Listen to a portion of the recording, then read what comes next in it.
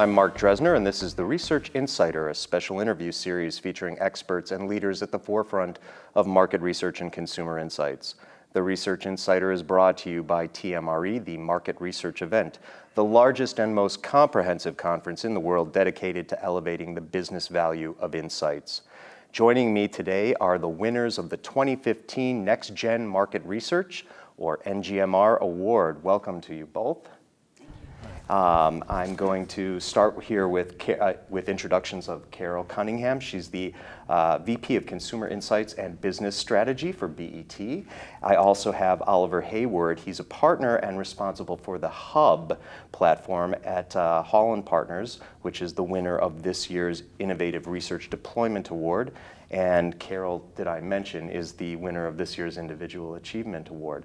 On either side of the winners, we have two distinguished individuals from the NGMR judging panel who really need no introduction, but I'll introduce them anyway. To my left is Tom Anderson. He's the CEO of Odentext. And on the far left here is Ms. Kristen Luck. She's the president of Kristen Luck Consulting. Welcome to you all. Thank you. So why don't we get started with Kristen?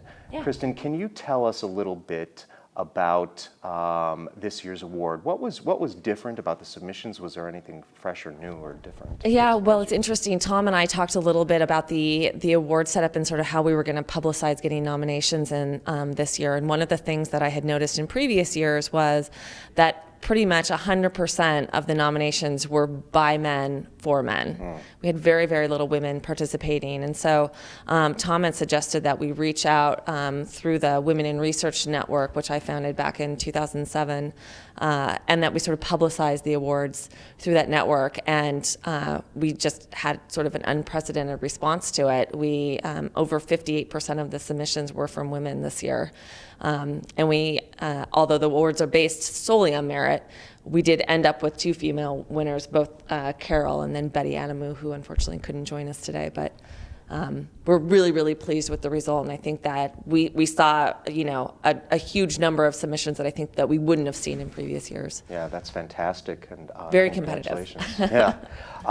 So Betty Amadou from Research Through Gaming won this year's Thought Leadership Award, right? Now, although they can't be here, maybe you could tell us a couple things about them and why they were selected. Yeah, and I'll let Tom give his 2 cents as well. I've known Betty for years. Ironically, the reason that she couldn't be with us is because she's working on her PhD around the subject of gamification. So she's done a really exceptional job. I think creating technologies that really bring surveys to life in very different and more engaging ways, and she's stuck through it, through all the years of early adoption, and I feel like her business is really starting to get some uptick as we look at better ways of engaging respondents. Wonderful. Tom, did you want to add anything? Well, I think that's exactly right. I mean, it's survey research continues to be one of the main ways that we do research in the marketing research consumer insights industry, and we're all guilty of fielding surveys 15 minutes is even way too long. And I think new techniques, text analytics, gamification, certainly, these are ways that we can continue to use that methodology, but make it more engaging, more relevant, continue to keep participation going. And Betty has been a strong champion for gamification and has really helped people to take notice of that, so it was well deserved. Yeah. Tom, give us a little bit of background before we actually talk to the winners here of the award itself. What can you tell us about the NGMR Award? I know you're in your 6th year now.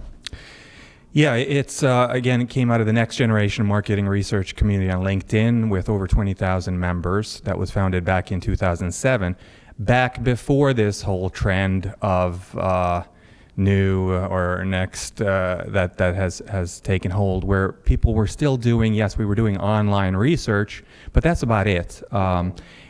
It was founded initially to understand and help people use data mining, text mining as well. Those kind of techniques that have had promise in other fields, but were slow to adopt for some reason in this field. And since then, it's come to mean a lot of other things. including social media monitoring, neural science, and so forth. And some of these techniques are newer than others, MROCs, what have you. And so each year now we ask the group to submit nominations for people who they think are innovative. And innovative here is more than just new. It's also has to do with having some adoption and being tested. And so that's an important thing here. So yeah, please, it's something that we need in the research industry, continue to innovate, because there's competition from every side, and we just have to continue to get smarter. And I'd like to make a note, just on us, without taking us off track too much, on innovation and the idea of a next generation. For years now, I have been introducing you as the CEO of Anderson Consulting, and in fact, or Anderson Analytics, I should say.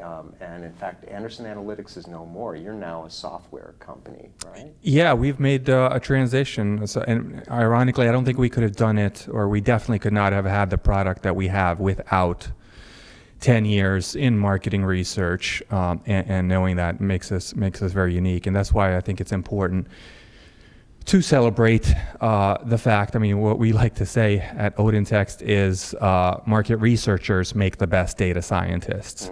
And that's very much what this award is about as well. We have the skill set, we have the smarts in this industry.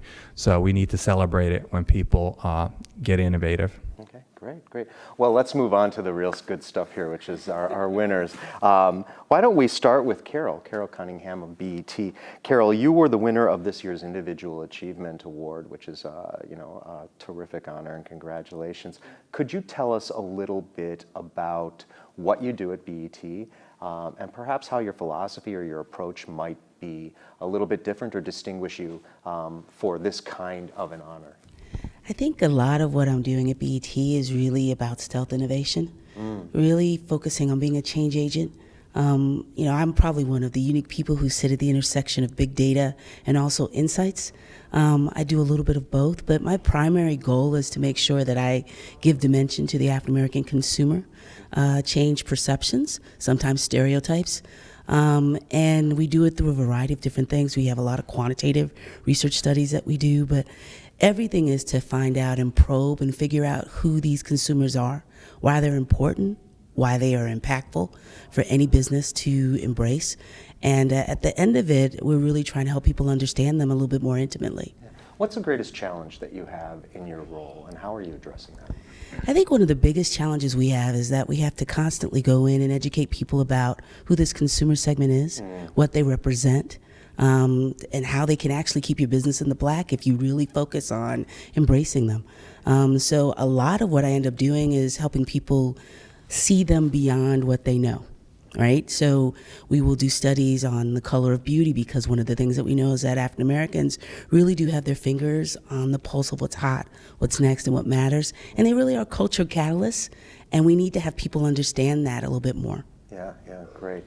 Well, thank you very much, and congratulations. Oh, thank you.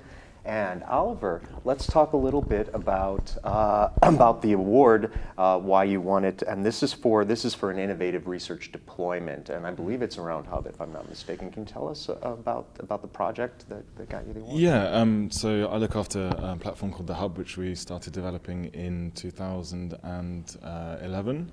And it's a platform that I started working by myself, and we now have a specialist department within Hall & Partners that looks after that. And it's really a digital tool for helping our clients and also our researchers at Hall & Partners become what you might say data journalists. So it's a tool for getting data into the hands of our clients, but also bringing data together. So trying to help our clients battle against what we might call data obesity, and that they're drowning in data, and at the same time as going off and looking for the answers in big data, we believe there's a lot of value to be gained from actually getting the most out of what you might call small data, so the data that you already have within your organization. And often we found that within our client organizations there is no single person or no system with the ability or remit to actually start to bring some of those key metrics from various data sets together into one place. So that's really been our mission. One of our missions with the hub is to help our clients manage that data, bring it all together in one place. They can spend less time chasing data, managing spreadsheets, crunching data, creating reports, and more time on extracting the valuable layer of insight that can come from actually seeing all that data in one place.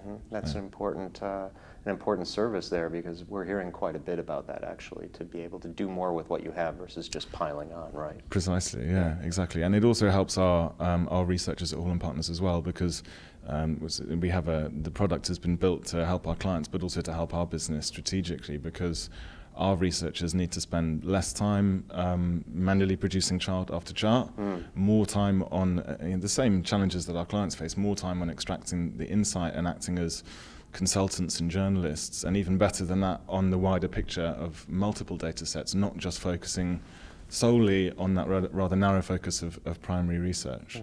What's next for Hub? Do you have any thoughts on that? I am getting really excited, and the team is getting very excited about the notion of storytelling, which I know is a bit of a buzzword, and everyone's talking about storytelling. They have been for a couple of years, but I think a lot of tools that are similar to the Hub, they do a very good job in helping people get to the story, but they don't do a very good job of helping people share that story and tell that story within the same platform.